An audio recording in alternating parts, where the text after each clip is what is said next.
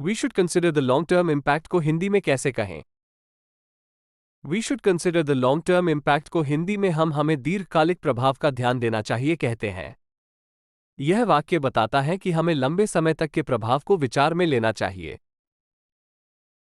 जैसे अगर आप कहना चाहें, किसी भी निर्णय से पहले हमें दीर्घकालिक प्रभाव को विचार में लेना चाहिए, तो आप कहेंगे, before making any decision we should consider the long term impact. या अगर आप कहना चाहें कि जलवायु परिवर्तन एक गंभीर मुद्दा है, हमें पृथ्वी पर इसके दीर्घकालिक प्रभाव को विचार में लेना चाहिए, तो आप कहेंगे, climate change is a serious issue, we should consider its long term impact on the planet.